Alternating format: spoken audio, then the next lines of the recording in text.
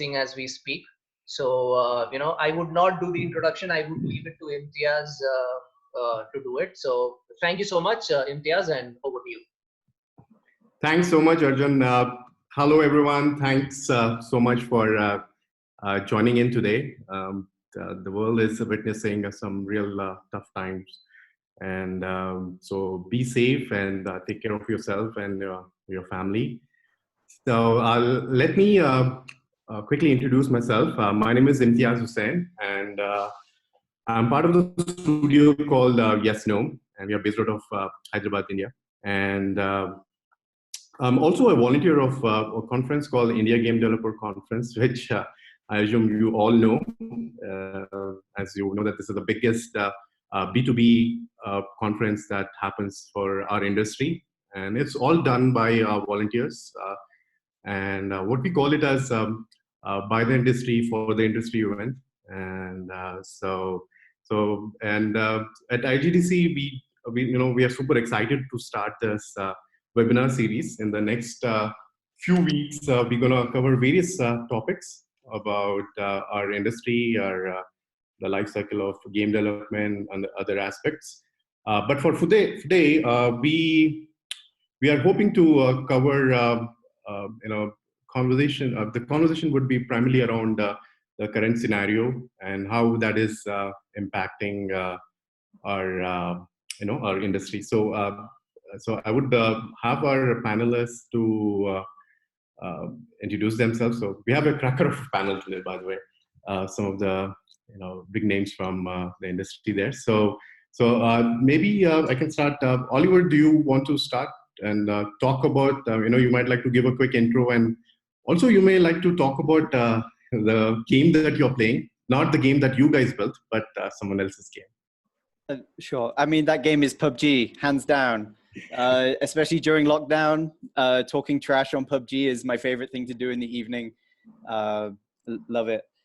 So yeah, hello everybody. Welcome to the first sort of experiment in web conferencing. Hope it goes smoothly. My name's Oliver Jones, and I'm the co-founder CEO of BombayPlay. We make casual games, not just for India, but for the world. You can play our games, Card Party, and a game for India called 29, and Pokemon Tower Battle, which is available on Facebook. Please do, during these times of lockdown, feel free to play our games and, play with each other and have some fun. Great. Thanks, Oliver, for joining in. Anuj, do you want to quickly introduce yourself? Sure. Hi, guys. My name is Anuj Tandon. I'm CEO of Yozoo Games India. Right now, I'm playing FIFA on my PS, and as well as playing NBA 2K Mobile on my phone. So those are the games that I'm playing currently. So at Yozoo, we are at India Yozoo. We are also helping our global teams, as well as launching games for the India and the MENA market. Games that you guys love and play, like Ludo, Carom, and others. And just be safe, guys. And we are looking to invest more in this market as we go along, and as things become more clear. Super great. Thanks, Anuj, for joining in and that intro. And Sai, do you want to talk about yourself? And Sure. Hey guys, I'm Sai. I'm the co-founder and CEO of MPL, that is Mobile Premier League. We are a real money competitive gaming platform in India. We're based in India, of course, and are available in India and in Indonesia. We have over 50 different games now on the platform, and yeah, really excited to be a part of this conversation with some amazing folks on the panel. Very, very happy to help and answer any questions that you guys might have, and also look forward to learning from what you guys are seeing and what you guys are experiencing in this really weird times. And hopefully all this ends soon and we get back to our usual daily selves. Super great. And what is the game that you're playing? Oh, right. Yeah, I'm playing Tekken. Lovely. Yeah. One of my favorites too. Great. Rohith, you are a veteran, but I would love to have you introduce yourself here and also the game that you're playing. Hey, hi. This is Rohith here from 99 Games. I'm the co-founder and CEO of 99 Games. We build casual games for the world market and also for the Indian market as well. So yes, challenging times. We are getting ready to launch a new game for the global market, and then this whole thing happened. So I think we are in for some interesting times now. We are going ahead with the launch despite that. But let's see. In terms of games that we play, at least I personally play. I play a lot of strategy games like Domination. Play Hustle Castle. Play a lot of Township. Okay, so but mine is more on the casual and casual mid-core kind of a games. But yeah, that's what it is Great. about. Great, Rohith, and you also live in a beautiful town there, Udupi, right? So Yes, I'm sure. as beautiful as ever. Great. Raj, do you want to quickly talk about too? I'm Rajendran. I'm from a company called Nextwave Multimedia. We are developers of the most popular mobile cricket game, World Cricket Championship. I'm the founder and CEO. My all-time favorite games, the two games I've spent most money playing, is one is Boom Beach and then SimCity. Both are my all-time favorite, and I've woken up middle of the night to see if my upgrades have happened. Spent lots of money playing those games. I really enjoy those games, and of course, I like Ludo King because it's a game. I mean, that's the thing. Introduction. Great, wonderful. Thanks so much, Raj. That's like one of the hardcore gamers that, but playing some of the mid-core games. Getting up in the night, I think I do that a lot with my games too. Great, great. Vikash, you might like to talk about yourself. I think all the participants and most of all the panelists would have your game on their devices. So, but I would like to, we would like to have you talk about yourself. Yeah, so hi everyone. I'm Vikash Jaiswal, founder and CEO of Gametion Technology. Our new game, our game Ludo King just crossed 50 million DAO. That is very amazing. Before COVID-19, our DAO was something around 14 to 15 million. But this time we have crossed 50 million DAO. Wow. And we are seeing a daily installation approximately 20 to 25 million. And that is 99%, 98% are organic. Lovely. Great. And currently I'm playing Minecraft with my son. I don't know how to play Minecraft, but I'm learning from him. And I'm doing some experiment with my hair this time. that's the best. Taking advantage social distancing. Absolutely. So, those are some really amazing numbers, Vikas, and congratulations and with that. And by the way, we love your hairstyle; it's looking good. So how good. Great. So great. What we would like to do is we can start talking about a few of the questions that we have put together, which would primarily talk about with the current situation. And off the bat, I think one of the biggest changes that we all had to face was having our team to work from home and having all our operations done from home. So we would like to see, if you guys, one of you, and in fact, Raj, you can start talking about what are the challenges that you have seen and when operating from home, and do you see any productivity challenges or any communication challenges or anything that you think that you guys sorted out as you? I think for us, for Nextwave, work from home has been a big eye-opener. We build kind of mid-core games, sports simulation games, which require a lot of 3D development and high-power PCs, which I never imagined that we could manage the projects working with people working from home. And our people have amazingly adapted to it, and it's a huge eye-opener that we could do a mid-core game collaboratively and all remotely. So we started working remotely very well in advance. We are probably now 30 days into it, and I can tell you that except for very few issues, like somebody is in a remote village and he has some power cut. Other than that, it's been very productive. I see myself, my time being very, very productive. All of our project managers, we feel are, we probably, because the novelty of working from home, because we never done that in the past. So all of us are very charged, and we think our times are being more efficiently utilized by not having to travel to work.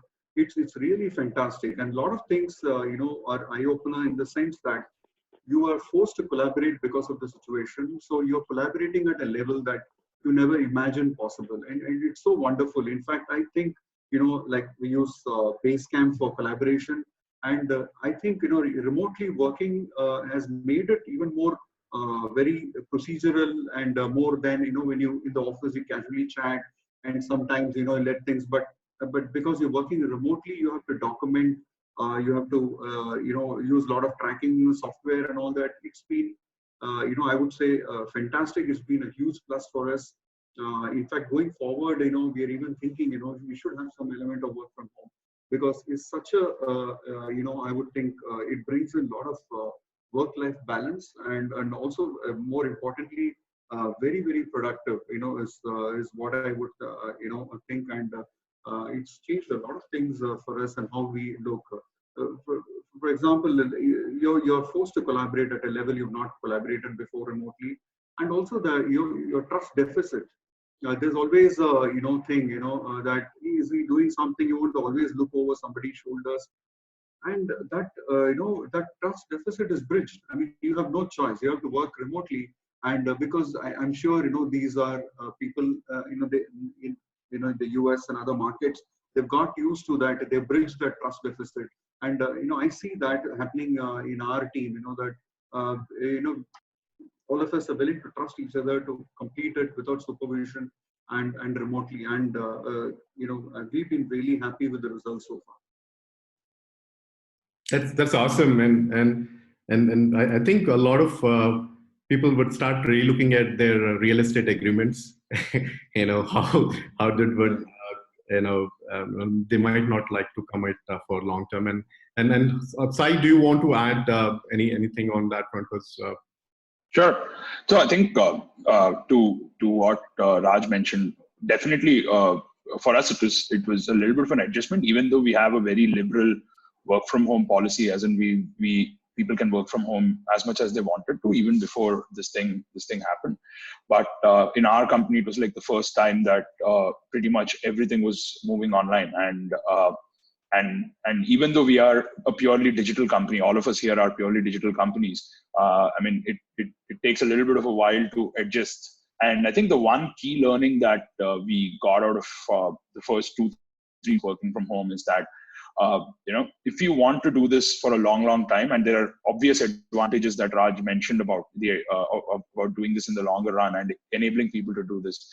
I think the thing that you need to have in place is like really good processes. When I say processes, in terms of your business management practices, your product management practices, your when do the daily reports come in, when do the alerts come in, and for example, something's gone wrong, how do you ensure that your alerting is top notch? How do you ensure that your scrum management systems are or the process you use to handle your scrums is top notch, so that as long as the process is good, whether you work on site or whether you work off site, it's not going to make much of a difference, is what we understood. And I think the first 1 week we spent a lot of time just getting our processes right, because like most young companies, we are also very chaotic, and it took us a little bit of a while in the first 1 week to get that right. But I think once we got that piece right, it's been pretty good. I think we've shipped our first release working from home. And now I think in another week, we'll be shipping our second one. And I think my biggest win out of this entire thing would be, coming out of it with stronger processes, which we should implement even when we're working in office. I think the only thing that I miss working from home is basically, seeing people around and, just hanging with people and, I think that is the only thing you miss. And I think that technology unfortunately can't solve, I guess. Yeah. That is true. I miss being with people around me, and I could just walk around and exactly. And say, why don't you make the change like this? Yeah. But barring that, I think processes will only get stronger working from home more. Yeah, stronger processes. That seems to be very good point that you made. But I guess Anuj, you may like to comment about keeping the team motivated. Right, that's one of the key aspect that we see as a challenge too, right? How we can, when you are not physically around, and how we can make sure that the team is motivated and that. Yeah. So fortunately for us, we had a little bit of sort of process guidelines set up because the pandemic hit our HQ first in Jan, right? So we knew as to what are the processes that we need to do to sort of manage the operations. Our Korean teams gave us some data as to how to manage art in remote working situation, because I think one of the major challenges is the artwork for games. That is sort of in fact the most complicated piece in this whole studio approach, which needs a little bit of hand holding.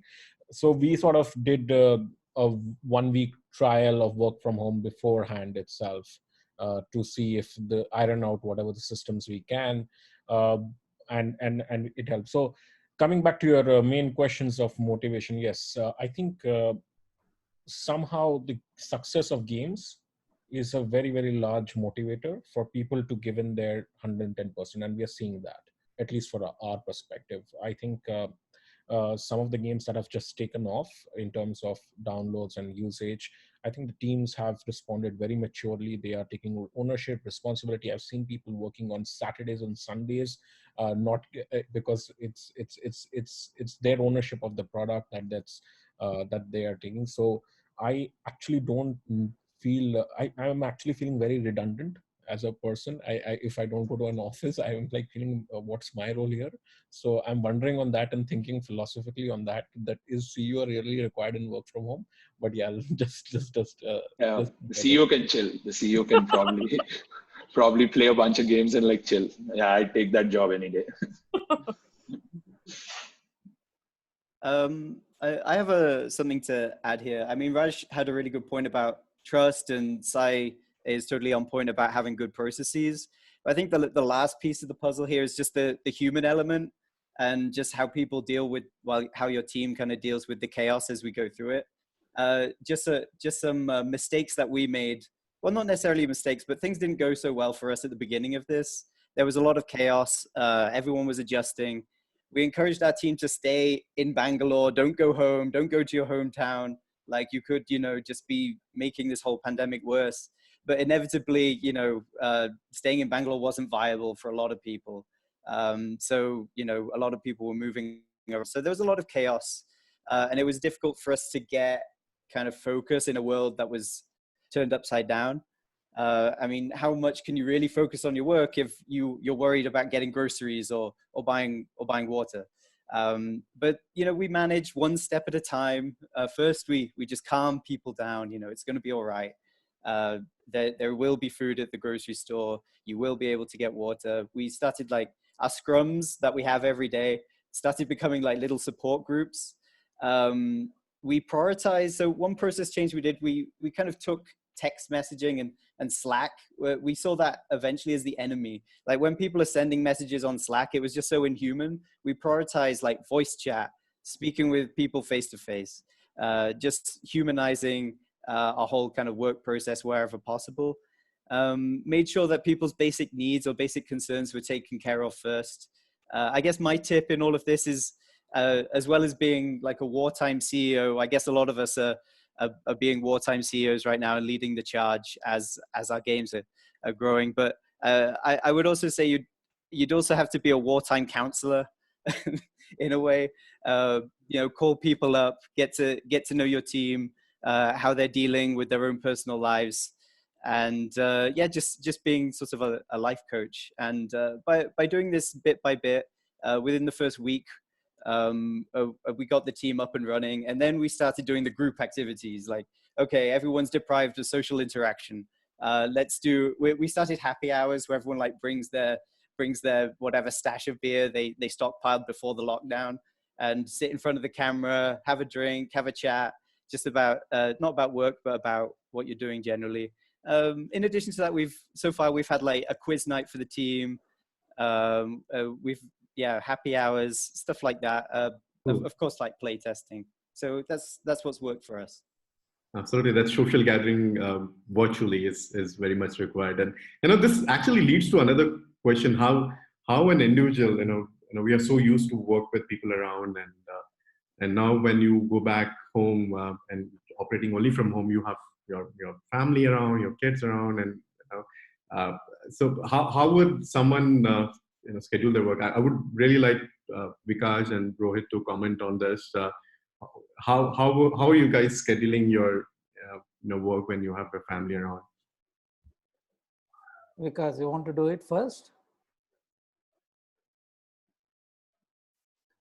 Yeah, okay, and I'll go first. So yeah, I think it's been a change, but I think at least for me, we used to always return home only at around 9 p.m. in the night, and the kid would be around, and then we interact with the kid, and that's how it used to be. Now what we do is, we are in our own rooms doing calls all through the day, and when the whole thing is ending at around 9 o'clock, we come to the main living room and say, okay, we are home now. So that's our virtual coming to home kind of a thing. But it's a little bit tough because the kid is around home, and we are at home, and the first few days they were thinking that okay, we can interact with our parents, but then they realize, okay, they are more busy out here than they are at office, and then they find their own balance, and they just keep quiet. And I think it was okay. I think the whole move went much more smoother than I thought it would. Initially, I thought, okay, being in a creative field, all the interactions, how do you interact with your video or trailer person, how do you interact with on the creative art? We thought it would be a nightmare, but luckily for us, I think everybody settled into it pretty quickly. So we hardly felt any change, both at office as well as at home. Great, Rohith. And Vikash, you did mention that you have your kid at home, and you're playing Minecraft with them, and so how you're scheduling your work, and obviously with that kind of a user base, you need to be up and running anytime. So if you're speaking, you're on mute, Vikash. Yeah. All right, now. Yeah, sir. So the most challenging part, I think we are saying is not on our work front, but for kids, they can't go outside. So this is the major challenges we are seeing for the kids. So every time we put something in front of kids, like when we do conference call, then we put TV on. When our conference is done or meeting is done, then we engage our kids into some creative works. So every time when we put TV, I mean, you can say they are very, they are thinking, I mean, kids are all time bored this time. So we must spend time with them. So this is very challenging time for kids also. Good, great. So moving on, thanks, Vikash. So we would like to talk about the more of the core problem that we are facing at this moment as a business, right? So one of the things that we are noticing is there is a spike in the user base, and there is a lot of engagement. With, the users are spending a lot of time on screen, and there was a point where people were thinking, okay, what gaming can outperform your other entertainment channels like OTT or movies and stuff. And this is when I guess investors would start looking at it as an very good opportunity for them to look at how engaging this gaming space can be. So would you see, Anuj, would you like to take this? Where how do you think investors would react to with the current situation, looking at all the spike in the user base, and would you see more closure of businesses coming in, or how do you see that? Yeah, I think Imtiaz, we have to understand the people who had a thesis about gaming in investing, who have thoughts as to where this industry will go eventually, they will not be deterred by this crisis, right? People who know what's the potential of gaming, how gaming can grow, what are the companies to invest. So that's the thesis of investing into gaming. They are not slowing down investing into gaming further. We believe that this is an opportunity as well. Like there's a lot of people getting locked down means people are playing games, engagement is rising. And if it continues for a larger period, at least there will be a chunk of users whose habit formation has happened, where they are not only just playing games after watching videos, but they're also doing that regularly. So from once a week, it can come to 2 times a week or 3 times. So there's a net positive to be had out of if there is any silver lining out of this human crisis, right?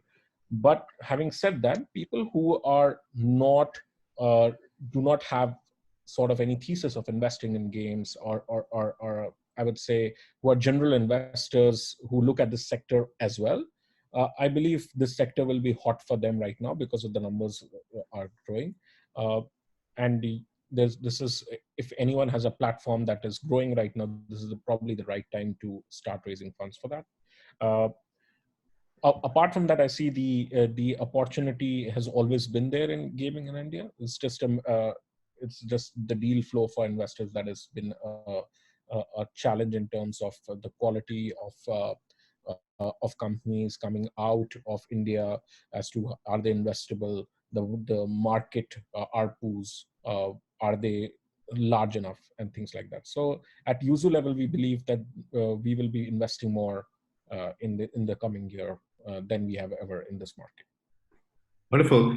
And Sai, do you like to quickly comment on how investors would see this as an opportunity to pour in more funds? And Right. See, basically the thing that needs to be understood right now is that the cost of capital is very, very cheap right now, right? Because the interest rates have gone down incredibly. So that means that all these funds who are sitting on like a lot of money, they have to deploy that money somewhere. Of course, they're going to put a large part of that capital for their portfolios, the companies which will need money to get out of this crisis, but they also will park a part of those funds for opportunistic investments, right? So if you were to look at what the opportunistic investments are, right, broadly, telemedicine is a short-term thing. It will eventually go back to normal. EdTech, gaming, and any kind of content, which can be game streaming, which can be live streaming, which can be your OTTs and so on and so forth. But the thing with OTTs and the other things is that even for OTT, you need to create content. If there's a lockdown, you can't create content. So for example, in Mumbai, for the past 45 days, no content has been shot, right? There's no content that's been shot on movies, no content for TV shows. So after a point, even that content runs dry, right?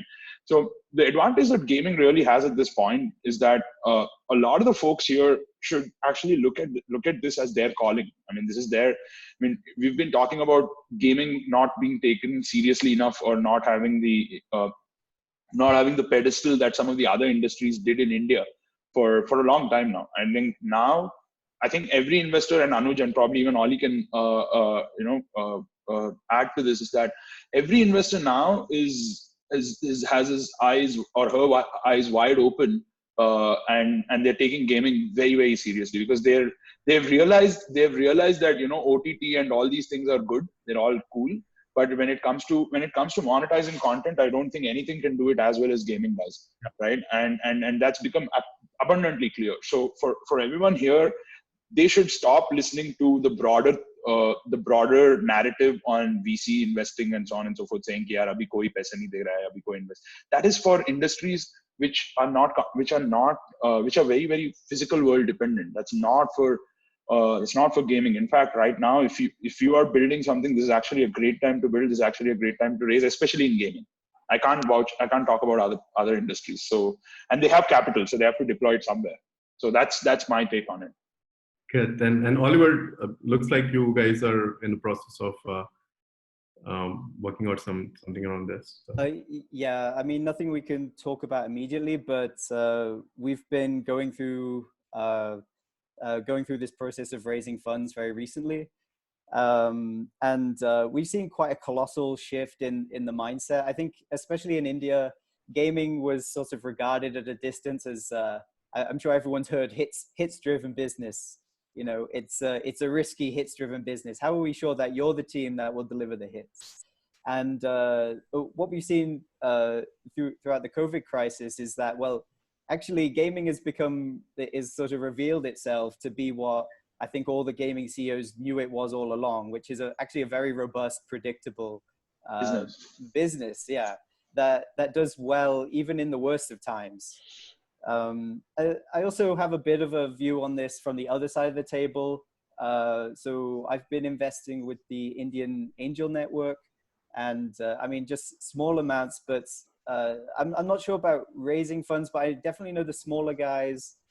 There's a lot of talk about just trying to, there's, like Sai was saying, invest more in the portfolio companies, try and keep them alive so that they can weather the storm, and hopefully they'll be, well, I think in India this would be true, but hopefully quite a rapid bounce back of the economy. But for gaming companies, yeah, we're seeing lots of users come to our games right now, and it's pretty evident once you have that traction, once people have formed those habits, they'll be sticking with your company, they'll be sticking with your games, and the value we create now is for the long term. Yeah, no doubt about it. Cool. You know, this leads to another point: is as a business leader, right? You know, there are difficult times right now, but someone needs to have the emotional strength and the mental strength, being a business leader running the show. And what advice would you like to give for you know, studios who see its challenges and who feel that okay, nothing is going their way? So Raj, you would like to start commenting on that? Yeah. So having been in the gaming business for quite some time, you know, we've seen lots of ups and downs, and we were always bootstrapped. We continue to run in the bootstrap mode. We didn't take any, you know, major investments. We grew our game organically. I think, you know, I would suggest, you know, like having a very what to say, you know, very disciplined approach, very you know, very healthy attitude towards putting in your best hard work and maintaining, you know, whether it's vendors, suppliers, your partners, maintaining very high level of ethics. You know, all that kind of helps you in whatever situation that you're put into. Also that, you know, I would, you know, always recommend a business to get cash flow positive at the earliest. I know it goes against, you know, some of the, you know, someone who, you know, takes on VC funding and tries to scale very rapidly. But these are times when, you know, when if you're cash flow positive and you're able to run your business, you know, stay profitable month on month, you're really not, you know, worried. Like whatever crisis we've faced in the past or in the future, we know that we have sufficient reserves. We're not dependent on the investor. We had the discipline to run the business in a very, I think that approach kind of helps while you're trying to build a case for VC investment. Trying to look at the other things to avenues to scale your business, get funding on. But I think you should run the business as though you don't need funding, because then that gives you a lot of freedom and leverage when you sit in front of the investor. So I would recommend that be very self-sufficient and this thing. The other things that people are doing in the startup ecosystem in Chennai, I'm part of a group where we discuss a lot of these problems. So a lot of people are very open to see if they are in trouble. A good thing is that I've seen a lot of companies going back to their landlords and saying, boss, we cannot pay the rent for the next 2 months, or we want a deduction in rent of 25%, 30%. People have got that, and if best is to talk to the startup groups, because everyone is facing problem. I'm seeing that a lot of collaboration and help that within the group. I think you should reach out to the group, how to negotiate with your landlord, and you could always, the founders, if they feel if there's a cash situation, maybe they stand out being the first to reduce their salary, then the rest. I think there are many ways one can manage this without losing heart. And all these things, they're not permanent. So I know things recover faster than we expect. People, predict in 2 years, 3 years, bad times. But I think, we don't know. Sometimes we get into the bad situation quickly. We also kind of, from my past experience, we've also come out much faster than what the experts predict. I think we should have a very positive attitude. Keep a cool head and do your best. Keep working. Fair enough. Yeah, I mean that's a very valid point. With the way things are running, and especially the small developers, studios who are mid-sized, to small studios would have their own challenges. But as we are going through the space, we would also like to understand how do you guys see this as a long-term impact for the on the industry?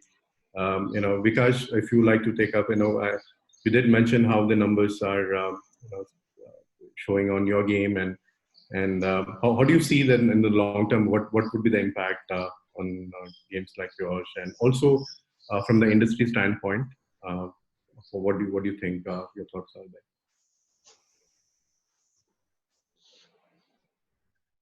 there? Because if you're speaking, you're on mute.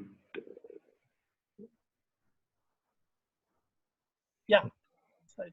So before COVID-19, our game was doing good with regard to Ludo King. So currently we have a traffic almost 5 to 6 times before compared to normal days. But again, our game is already was doing good before that, and I believe to sustain the surge, to sustain the same traffic, to sustain the same audience, we have to add new features time to time. Even these days, we have lots of requests from user side. What should we do to add value to the game, like chatting, like tournament. So we have some plans in the coming update, and we are hoping we will maintain the traffic. Currently, we are seeing our server is crashed at some time, just last week, and evening after the Ramayan. I want to say at 10:30, our servers just start loaded with lots of requests. So at the same time, we are looking after the server also. And this is all about Ludo game. And yes, after the COVID-19, we have some more games in the pipelines. And everything is the update. Everything is to add value to the game. Everything is to work for the audience, for the player, and that's it. We work on them. We work. Great. So, anyone else would like to take? How do you guys see this long-term impact on this industry? Anuj. I think the best long-term impact, would be, I think, a lot of investors kind of opening up to, talking about gaming investment. We had an investor reach out to us last week. In the sense that people have now, everybody is talking about it, and it's a good thing that that now this has become top of mind, or at least one of the strong areas to invest in. And also that, like, as someone was mentioning, people are forming habits, like Sai was mentioning. During this lockdown, people are picking up your game, they're spending more time on your game. I think that habit formation will stay with this audience, and now it's become a very important entertainment, this thing. And we saw in our cricket game, time spent has gone up. For average user session time up has gone by 25%. So I guess we've the number of new users coming onto the game has become 30% more. So a lot of these are happening organically, and we hope that the habit formation during this time will kind of be very good for the industry in general. Yeah, like just to Imtiaz, just add to that 2-3 points. I think we have to look at the net positives that are happening in the industry, right? If you look at all the YouTubers right now, they've all become game streamers suddenly in India. All YouTubers have suddenly started streaming games and playing games. So that's a cultural change that is happening. That's one of the net positives. You'll see that platforms and games that have high long-term retentions, such as Sai's platform MPL, they will benefit more after this sort of lockdown eases off. Because after the lockdown eases off, the more mid-core games which have higher D30, D60, D360, once you acquire users for them, they will tend to monetize better, will have longer term retention. Even casual games such as Vikash have now become, because of the splurge in downloads, will become global brands. So that their automatic sort of ASO and search ranks will constantly be high, not just in India, but globally. So there will be a lot of benefits happening in the industry, in the net for everyone. It's just that how people are able to capture that and capitalize on that while this period is on is critical. Yeah, I'd like to add to Anuj, absolutely, and I'd like to stress that point. How people behave right now, there'll be echoes from this time, and that will sort of determine your success in the future. I think across industries, as we discussed, there's a lot of conservatism. People are holding their cash, they're hunkering down, trying to get their businesses ready for the long term.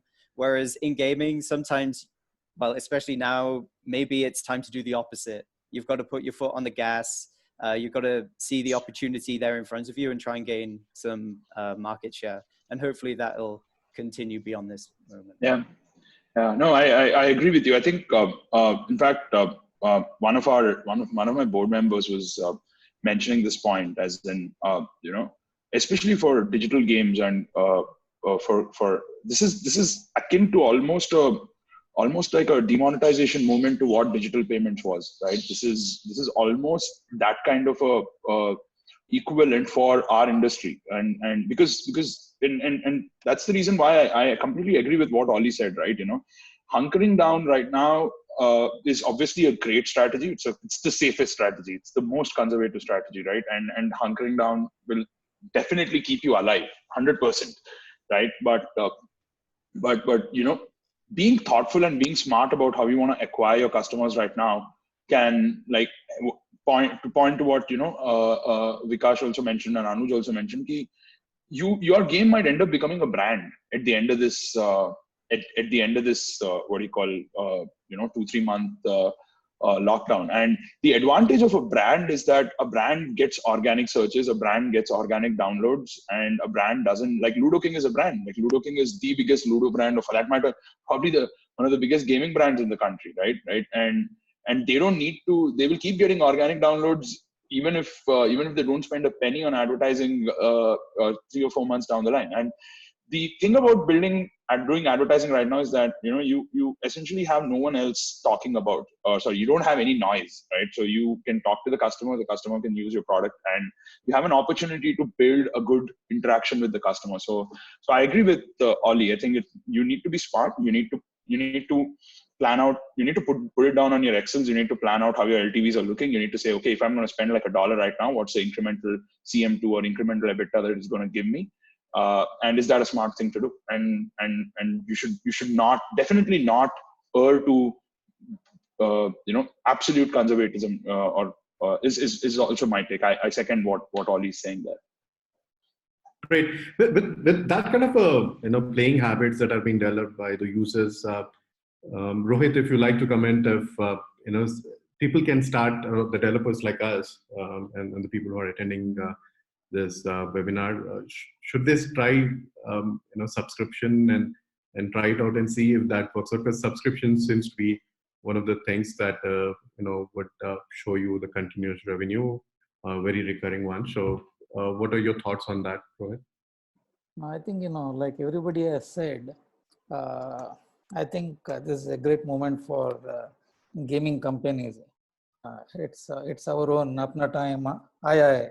So I think a lot of reasons to be optimistic, both in the short term as well as in the long term. I think one of the things that we have also seen is a lot of active investor interest. Especially our own investors are speaking to us at least once every week now, and it used to not happen earlier. So there is a lot more interest, at that level. In terms of actual content, for us, specifically, we have seen globally around 20 to 30% increase in terms of downloads as well as monetization, and in India it is much more. It is X times, but it's on a very small base, for us. And I think it's a great time to start something new, start your experiment, because generally, there is a lot of time that consumers will spend on your game at this moment. So if you are doing an experiment, this is a great time to do that. One of the things that we are hearing from other gaming companies, global gaming companies, is that engagement has increased, but the monetization has decreased, because people have more time now to spend on other games. And that is something that we have also seen with our global titles. They are playing more, they're spending less, probably they have more time to grind. So what might be good in terms of downloads and engagement might not be good in terms of monetization. I don't know, if others on the panel have seen that, but it would be interesting to hear their thoughts. So for me, subscription is something like that. Imtiaz, if somebody wants to try it out, they should try it out. I think we have seen subscription work really well for our global products, for Indian products, and I think it's very early to experiment in that format. That's our belief, but that's where we are. I'd like to add here. I think Rohith made a good point. See, the thing is that when the demonetization happened, Paytm was really well placed in all that. So it all depends on, you can't really react to, really swiftly to so much, shutdown happened, and you can't, it depends on how you've been running your business, how prepared you were, how did you construct your business in the long run, and then you could, take advantage and capitalize on the situation. 100%. Yeah, so that's the very important thing. So building that strong foundation and this thing and all the points, that point got missed out, but I think Sai Srinivas, brought it out very well. It's also, it's a great opportunity to build a brand. Like, for example, if you want to spend on TV, this is a great time to, spend, because the rates have crashed. Whereas user acquisition on Google is, in my own, short experimenting, it's still very high like before, because a lot of games are advertising. But now none of us have looked at TV.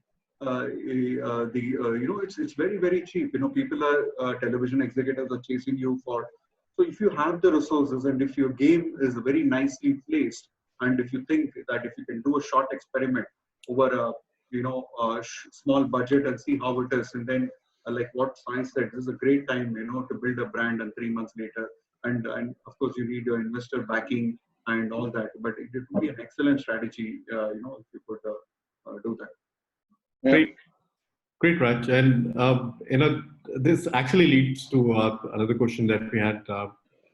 We are talking more. Until now, we were talking about business, gaming as a business, but let's talk a little bit on the trends that we are seeing more in detail.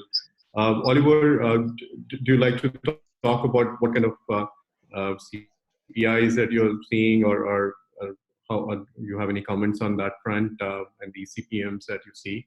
Sure. I mean, our business is like 80% of our revenue is coming from ads, so we look at that quite closely. But in terms of gaming, just for like taking a step back towards trends in gaming in general, we're seeing the games that have elements of just human interaction. Those ones are winning right now.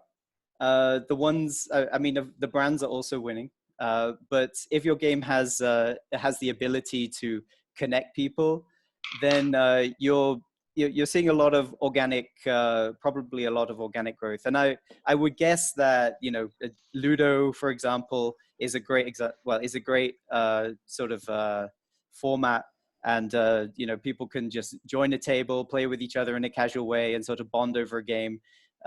So if you as people as staying indoors, that's definitely what the consumers are looking for. In terms of CPIs, well, what we've seen is, well, our games are made for, unlike a lot of people on this panel, it's made for America and Europe. So we spend a lot on acquisition over there, and we have seen roughly a 30% like decrease in like cost of install in the US and Europe. Whereas the CPMs, they've also decreased a similar amount. But the thing is, if your game has like an hour or 2 hour session length right now, you can definitely turn that positive in your direction, and then the math kind of works out for you. So that's kind of the trends, the general trends that we've seen. With respect to India market, Anuj, do you like to comment what kind of a CPIs and CPMs? Yeah, so for casual games, we are seeing almost 50% drop in CPIs, and correspondingly even eCPMs for ad-dependent business. We are definitely seeing approximately 60% drop on eCPMs as well. So there's a good and a bad. A good time to acquire, maybe not so good time to monetize if you're just dependent on ad-based business. But overall, the DAU, like Ollie said, the DAU as well as the engagement time, you can compensate for some of that eCPM drop. The larger challenge will be maybe 2 months, 3 months down the line, where we see the fill rates going. If the fill rates are really dropping as well, then the challenge will start as to for monetization for ad-dependent businesses. But right now, like everyone is echoing, it's the best time to acquire, in my opinion, even in India as well as outside India. Across our games, we're seeing that. Wonderful. I want to add here. Yeah, Vikash, go on. So we have seen CPI is decreased. Yeah, I agree with Anuj. That is almost 30-40% in India alone. And we are seeing eCPM. Initial days, I mean, till 5th of April, it was decreasing. But I don't know why, but in our game, our eCPM is now increasing. Maybe because some advertisers are targeting our game. So this is the state for in our game. And regarding the subscription, I want to add here. Yeah, please. In subscription, I think in India, in gaming subscription for our game, it will. I don't think it will work, because here we seeing users are not spending. Even 10 rupees they don't want to spend. Even they open the game while switching off the internet. So we have never tried, but I don't think subscription will work in India for India-based game. Sure, because Rohit, one of the questions that when we were trying to put together solutions, one of the questions that we had was now that we are getting as a developer, we are getting so much love for our games by all these users, and how can a developer make sure that that continues even after the COVID situation? And what advice that you would like to give? Obviously, these are more of an engagement features and things that you're going to do in the game, but in terms of how you're going to make sure that the user continues to play the game, and what things that they can try differently. Rohit, if you're speaking, you're on mute. Yeah, sorry about that. Yeah, I think we see, and I don't know about others, but we are seeing a lot more folks reaching out to us on customer support forums, and again on our community they are engaging a lot more than they used to do in the past. Again, when you compare that in terms of DAW versus how many queries you would get or how many interactions would happen, that has increased quite a bit for us. So I think building that relationship with your customer base is going to be a key investment for the long term. Probably again, people have more time on their hands right now to interact, and if you have their attention for an hour every day, I think that's a relationship that you can build and that will stand by you for years to come. I think as game developers, I think this is the best time to engage with your customer, increase your social media interaction, have something for them all the time. I think that's the best thing game developers can do. It's as important as adding content within their game, but if they can be there for them to interact either through their in-game support system or their social media, I think that's a great investment you can do at the moment. Great. So, one of the questions that I would like to ask Sai is primarily around there is a lot of prediction around that. Okay, the economy would go low, go down, and people spending habits would obviously impact first onto the entertainment and the luxury, and this all comes in that segment, right, as a gaming. And what advice you would like to give to the developers in a situation like this? How they can minimize the risks here? Asking like to... me? Yeah. See, I think this whole point about the economy getting impacted, I think, is a little far-fetched to be honest right now.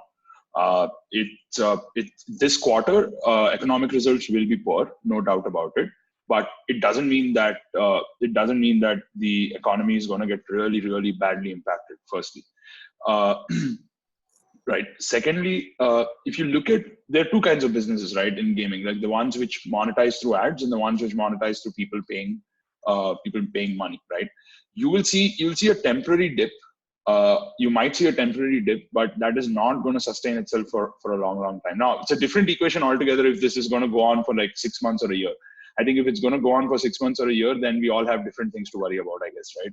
So if this is going to go on for like the next month or two, which I think it is, then in that case, I honestly think that it's a little overstretched to say that, hey, the economy is going to have this problem and that problem and so on and so forth. I think a lot of advantage to people would be to read Tencent's Q1 report on how their portfolio has performed in China and what guidance are they giving to their investors in Q2. It's a public market. It's a publicly available public market report, right? And I think it'll be great if you guys can spend a little bit of time reading all these public companies in gaming and what guidance are they giving to their investors, So it'll give you an understanding of how they are looking at the longer term impact across the world. As far as I think India is concerned, I think you are in a wonderful business where your fixed costs are next to nothing. Businesses which have variable fixed costs are the ones that need to be really worried about. So I think it's a little too early to sound the alarm bells or say that, hey, you know what, this is going to impact us negatively. What you need to do is, if you don't have a business model, then you need to really worry about it and figure out a business model. But for gaming, for good games which already have a business model in place, I think they wouldn't see a drastic impact. Of course, there are certain industries like fantasy, etc., some other specific industries which might see they might see some amount of impact, but conventional gaming, I don't see facing a lot of issues. And the same is what you can see in China. In China also, Tencent saw a marginal decrease in ARPU, but I don't see them having any issues in the coming quarter and the quarter after that. Great. Yeah, that's a good advice to start reading the quarterly reports from all these public companies, so that that would give you some information about how the people are practicing there. Yeah. Anuj, do you want to comment on this piece on how with the economy thing? Yeah, I'm a little pessimistic than Sai on this. Sorry, Sai, you are the entrepreneur. You are more optimistic on this. Sure. Yeah, so I believe this is going to be a little deeper. I don't think it's going to be just a quarterly event. Of course, this quarter we are screwed. Will this spill over to the next quarter in the Indian economy? For sure. And like Sai said, we don't know how deep this goes in terms how long does the pandemic last, right? And do we have something like at least a treatment available or treatment line? Like that will give a lot of confidence back. Even for our public listed company which I work on, we saw one of the greatest Q1s we could, right? So because of new launches hitting right at the time of the lockdowns, giving us great revenue returns and stuff like that. Globally, we have seen a fall in general ARPUs. It's slight, and the guidance that we are saying for the next quarter is largely very positive. The fall in ARPUs for mid-core games is basically more players are playing mid-core games. So that's habit formation is a good thing, but that will lead to fall in some ARPUs. I'm slightly less optimistic than Sai. I feel at least 2 to 3 more quarters this pain will last. And that's when I feel by, say, after Diwali, we could see some sort of economic revival happening. I agree with you, Anuj, that I'm not saying that the economic pain isn't going to be there. It's going to be there, right, for the next 2 quarters. But I'm saying that it's not going to have as pronounced an impact on our industry as it would on some of the other industries. So that's, yeah. I would say that's largely true because the avenues of entertainment, people are not watching movies in theaters. Right. So there is a lot of cash that you can take out of the entertainment budget of families. Right. As a business when you're sort of thinking like that. But there's also a larger problem that if we go into a deeper recession or something like that, then the first thing that people cut on is their entertainment budgets. So there is a sort of how long and deep this will go. That's a question. Yeah, that's a good point. Great. So, before moving on to the last question, I would like to have our attendees post their questions if they have any. We might answer. And there's 33 open questions. Yeah. So I see that now. So Oliver, and I would like to ask, what would be your advice for the studios, small time or smaller studios, indies, and at this situation? Sorry, I assume when I didn't hear my name, but you said small studio, so I assume you mean me. No. I appreciate. We're going to be big. Sure. Sure. So, I mean, small studios, you might be pre-product. So, it might be very ambiguous how this whole situation is going to affect you. But I would take that also as an opportunity. Everybody's at home. Take this time. The most impact you can make is just take the time to really focus on your product, focus on your R&D, If you're stuck, I mean, I'm seeing in the Q&A, a lot of people asking about publishing deals. If you're, for some reason, if you're locked into a publishing deal, sure, like just focus on making your product the best it can be instead of rushing something out the door, so that you know, you're ready when your time comes. But if you can get out of a publishing deal, please do so. Like it may take you some time, but the benefits of having your own brand, as was discussed by Sai and I think Vikash, is just immeasurable. It's just it gives you so much value in return. So yeah, just get your game out there. It may take a year to sort of hack and slash and optimize to get your market share, but you'll have your market share in the end. So yeah, for those small teams, just focus on your product, focus on your R&D, and really use this time indoors to focus. Oh, great. And Vikas, do you have any comment when you started off small? And yeah, I want to advise small studios, indie developers, focus on good game ideas which have mass appeal, like and keep connected and follow up with publishers. I think another idea, advice is reasonable return on investment and a cheaper development cost. I think these are the keys this time with smaller studio indie developers for them to work on. Wonderful, great. So we'll start taking the questions from our audience there. But before that, I would like to also give an opportunity to all you panelists as well. If you have any questions for any of our co-panelists, you know, we can ask that, and we can have that covered here.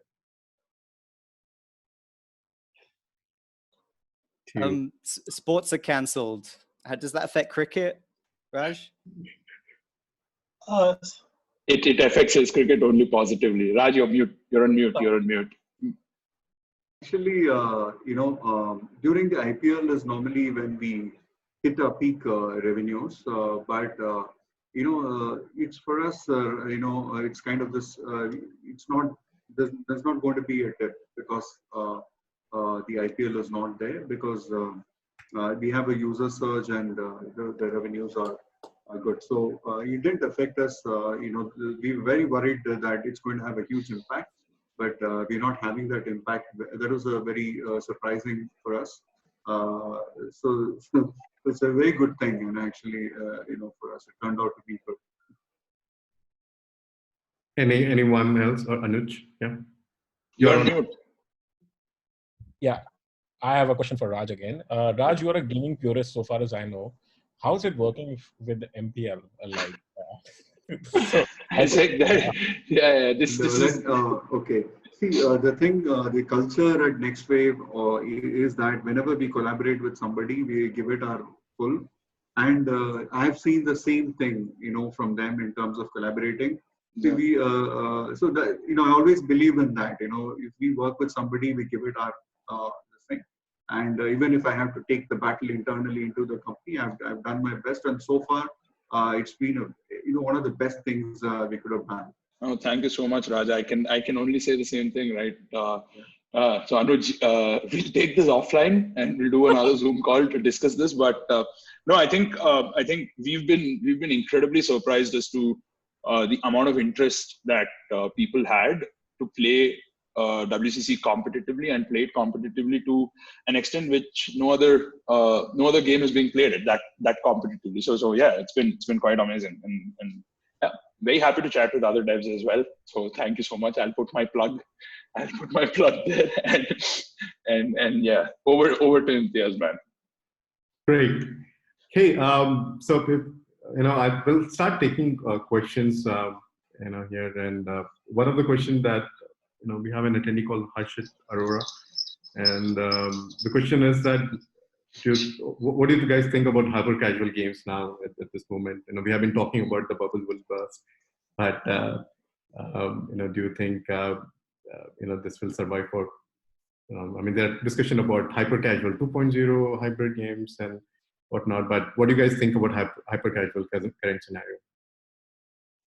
Vikash, you might like.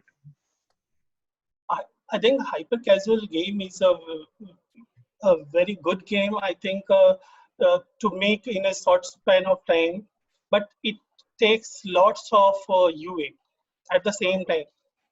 And if you have a good game, I mean, addictive game, and I think it's a very less chance at this time.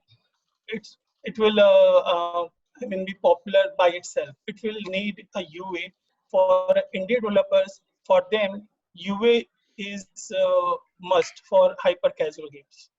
Yeah, just like to add on that from Vikas sir is that the change in hyper casual has happened is that if you see in the last few months, the meta of the hyper casual games has become more mid core than actually hyper casual.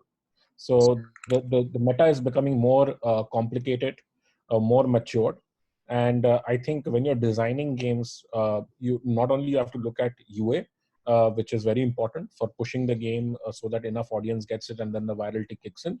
But you also need to understand the game designs, hacks that are being done there. And people are learning from a lot of mature mid-core genres and applying it to casual games. Good, great, thanks, guys. And there was this another question on fantasy sports, and and Sai, you might like to comment. And I know that you have a hard stop at 4:15, so you might like to take. Yeah. Sure. So I think one of the other industries that's been hit is the fantasy industry, because the real world sport has is going to see a dip at least for the next 3 months, best case scenario. So for those in that market, I think it's important that they figure out ways and means to at least create some kind of user engagement and some kind of user diversity. Because if that's not going to be the case, then you should be okay. You should at least plan your cash positions in a way where you should be comfortable with seeing very little traction for the next 4 to 6 months in the medium term.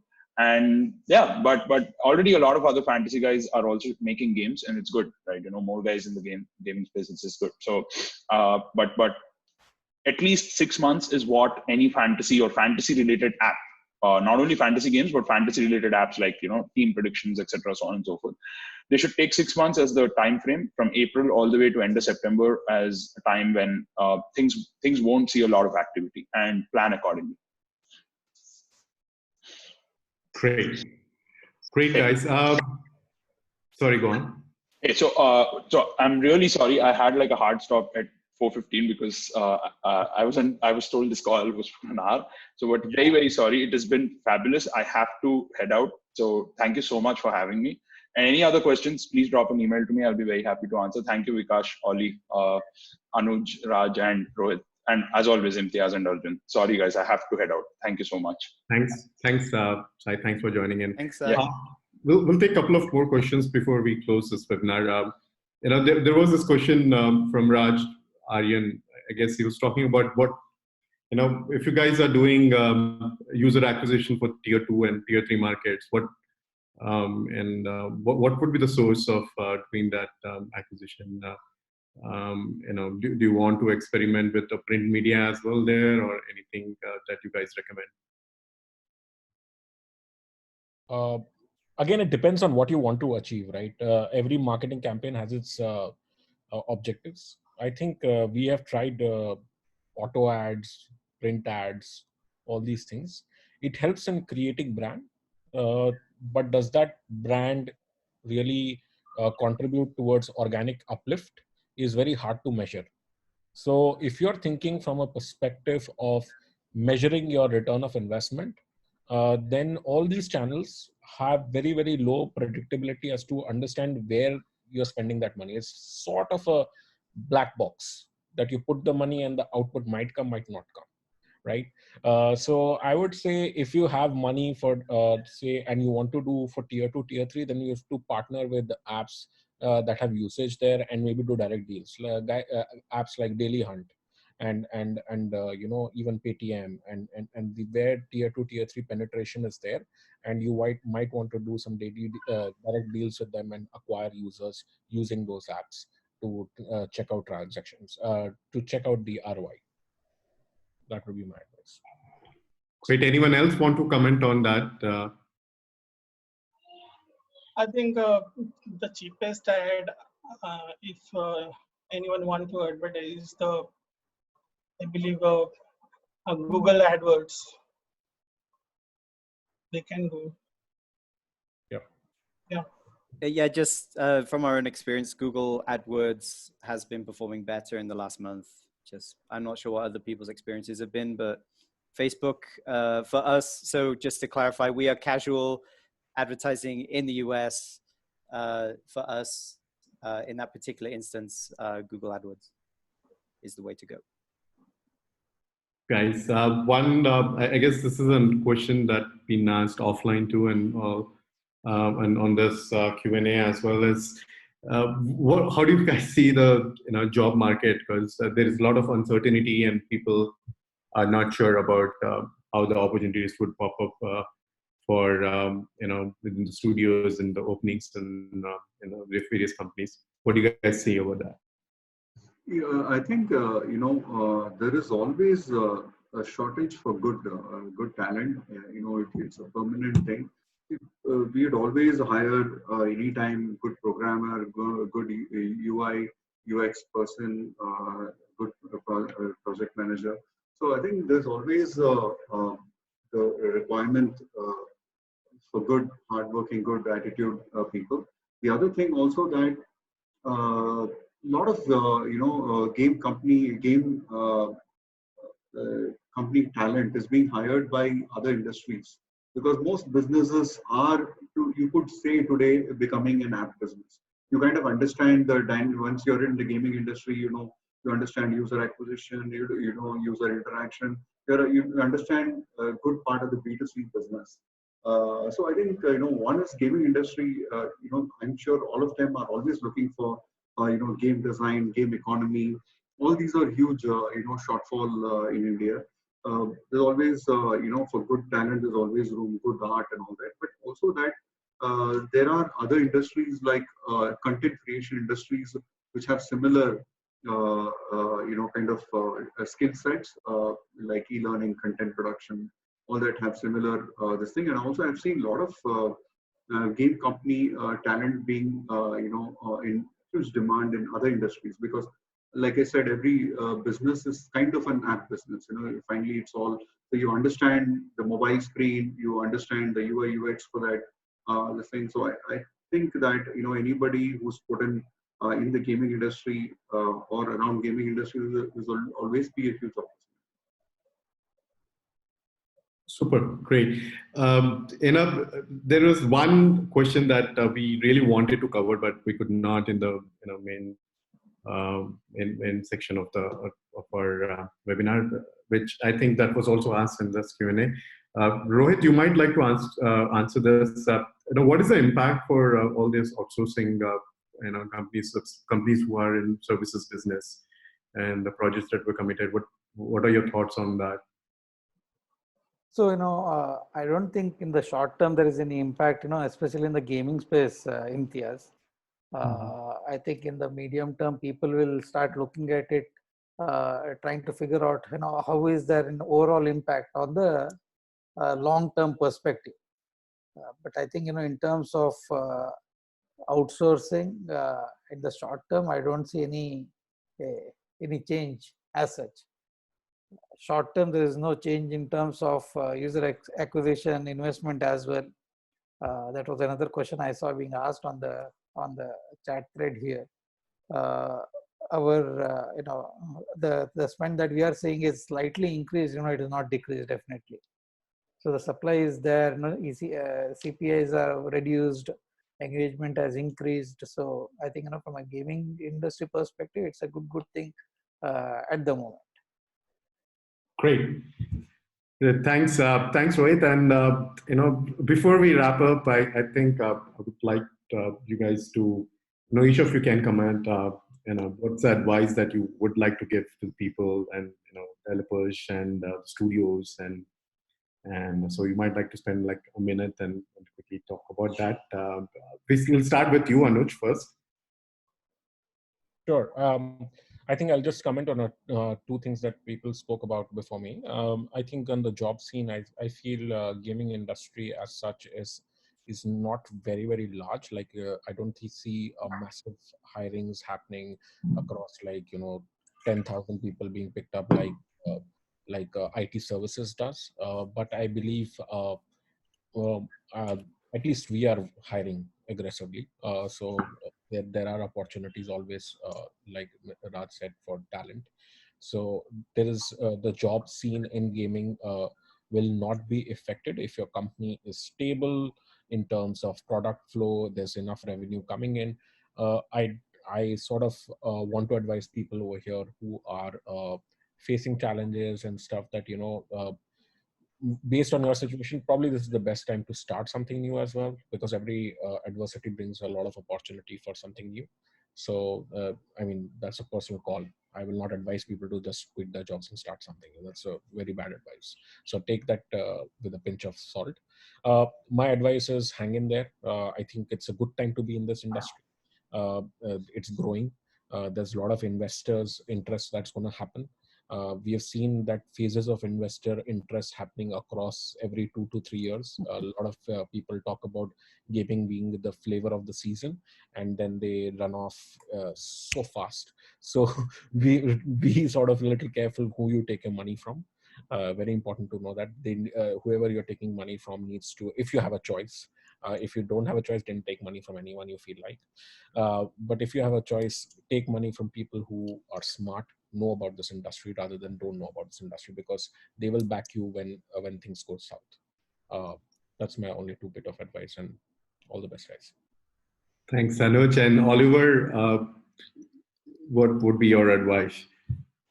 I just hop on the point that I made before. A lot of businesses aren't doing well at this stage, but it's important to keep an independent mind, sort of survey what advantages, disadvantages you have. Unlike what Anuj is suggesting, I would never recommend somebody hold on to their job. Start up now. Why not? I mean, building games the way you envision it, there's nothing more rewarding, at least in my experience. You might find that maybe the solution is to not be so conservative. BombayPlay, we're hiring right now. We're hiring. We're hoping to build our team up to something quite considerable by the end of the year. We don't see the current situation as a roadblock. We see it as an opportunity. Great. Vikash, how do you like to advise? My advice, 1 minute. Yeah, we can hear you. So my advice to indie developers, as I said, just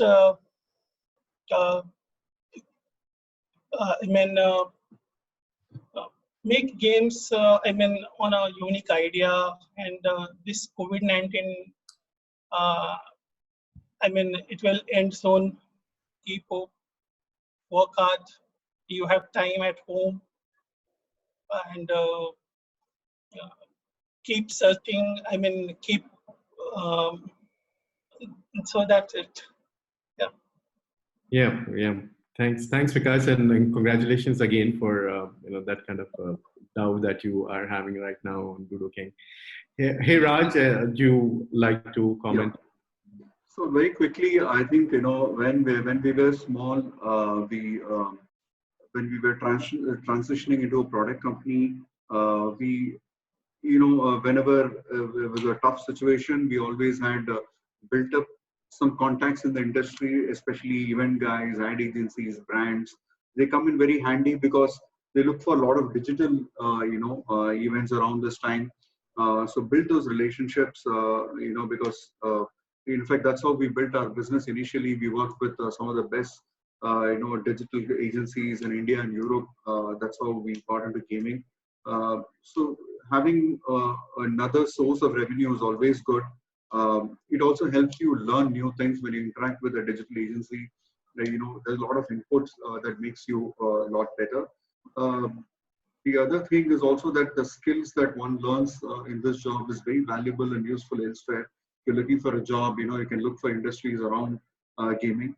My other thing is also that I think the lockdown, if you have to look at the positives, and I think these are good positives, once we ride out the storm, I think, I'm very happy, when I heard, when I was having a Zoom call with somebody in a remote town in Kerala, lush greenery at the back, and there's another person in somewhere in deep Tamil Nadu, somebody in the north. I'm able to, different backgrounds. They're all very peacefully at their home, at their villages. They're able to work. And I was just thinking, if they had the same level of income and they had the same level of job satisfaction, it would be wonderful. I think, a lot of people, a lot of us concentrated in the city, and I think, if we get remote working possible, you can almost hire anyone from anywhere. Today, let's say we find a good talent in Bangalore, and he may not come to Chennai. Now, the moment you decide, okay, let's, I'm okay, you can work from home, then immediately you could hire talent from anywhere. My important, I wish that, a lot of our guys are from rural India. I wish, we could make all of them work from their homes in their small tier 2, tier 2 and 3, cities and towns, because I think that will also mean, wealth distribution. It will also, empower those societies, high-paying jobs in small towns. They'll be able to save more. I hope, these are some of the good things that could happen to us, and I hope these things happen. Great, thanks, Raj. And Rohith, we'll close this with your comments on what would be your advice to all the developer community there.